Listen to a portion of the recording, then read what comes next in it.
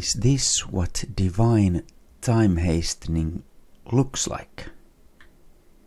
Now we've been on this Exodus since September, and we were definitely awaiting for the realization of the Feast of the Lord, the Feast of Trumpets, to be the day. But here we are, almost at the next equinox, or we're actually past it already, but today is the reported one. And but yeah, could it be that the time was hastened? For then shall be great tribulation, such as was not since the beginning of the world to this time, no, nor ever shall be. And except those days should be shortened, there should no flesh be saved. But for the elect's sake, those days shall be shortened. Now, this sentence could be true in multiple ways, but it could be that it's also shortening the days for the Church of Christ and then the Bride of Christ. Let's go through the passages. So, first one is from Isaiah 60, the beginning of Isaiah 60, and then the ending. So in the beginning, it talks about, and the Gentiles shall come to thy light, and kings to the brightness of thy rising. We are waiting for him to come back. Lift up thine eyes, and I'll come back to this in the next slide. It's related to the end. Round about and see, all they gather themselves together. They come to thee. Thy sons shall come from the far, and thy daughters shall be nursed at thy side. Forces of the Gentiles shall come unto thee.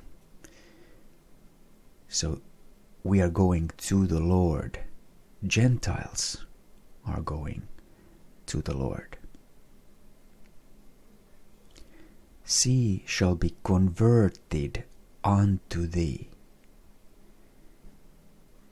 It's a rapture. But then in the end, thy people also shall be all righteous, they shall inherit the land forever. The branch of my planting, the ones grafted in to the tree, the work of my hands, that I may be glorified. That I may be glorified. So we will be having the honor of the glorified body of Jesus, Church of Christ, and the Bride of Christ. A little one shall become 1,000, and this 1,000 translation could also mean a throne, or a family, or a clan, and a small one, a strong nation. There you go. I, the Lord, will hasten it in his time. And then in Jeremiah 1, moreover the word of the Lord came unto me, saying, Jeremiah, what seest thou? And I said, I see a rod of an almond tree. Then said the Lord unto me, Thou hast well seen, for I will hasten my word to perform it. Almond, the awake tree that are blooming right now. And that's the menorah tree. I will hasten my word to perform it. And then after this, it starts to talk about the seething pot and the and the potential Gog-Magog war as well. So I mean, we could be right at the cusp of this. And then the lift up thine eyes in Isaiah 49. Lift up thine eyes round about, and behold, all these gather themselves together and come to thee. In rapture? As I live, said the Lord, thou shalt surely clothe thee with them all, as with an ornament, and bind them on thee, as a bride doeth. There's even a bride reference in here.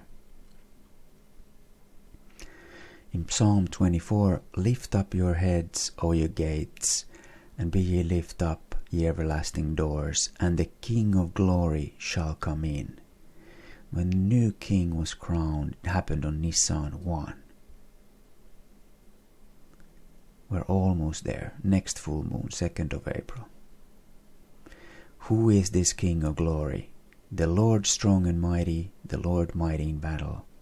Lift up your heads, O ye gates, even lift them up, ye everlasting doors, and the King of glory shall come in.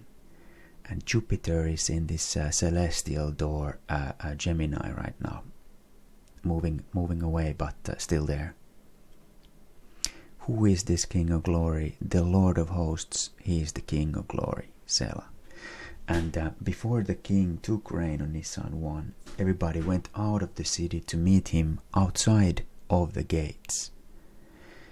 A rapture. And then one more in Ecclesiastes. It talks about the end, when man goeth to his long home, and everything is like winding down, and so on. Everything's brought low, but almond tree shall flourish. Again, the almond trees.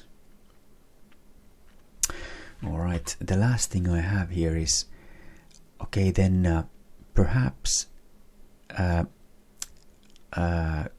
is showing us exactly technically how he's kind of doing this hastening. And where two or more gather in his name has done a lot of work on this, so you can go check her latest video out. She might take a couple of her videos to understand it fully, but she has come to the conclusion that the hastening is so that the blood moon we had on the 3rd of March moves to the 21st of March. And then she's jotted down the feasts in here. The black ones are already fulfilled, the red ones are not. And that now, as this moon moved, the feasts also moved. And the Feast of Trumpets would be Saturday 28th of March. And we have the full moon in here. So before the new king takes reign, will we go up and meet the king outside the gates? 28th. Another interesting thing to this is that she had a lot of things in this video. You can go check them out. But she's talking about the hidden apostle constellation. And this is the Matthias that replaced Judas Iscariot, but then she's also saying that the constellation is the Ophiuchus, which is the hidden constellation. It's the sun is there longer than in Scorpio, but still Scorpio is used by this secular wicked world. But then, looking at the moon transits in here, we can see that the Ophiuchus is actually 10th of March. The moon transit is in Ophiuchus. 10th of March. 10. And if you go check her video out, you will see that this is February dates, these pink ones, and this is March dates. So it's kind of moved from the 3rd of March in here. So the 10th of March is moved in here, 28th. It's Ophiuchus. So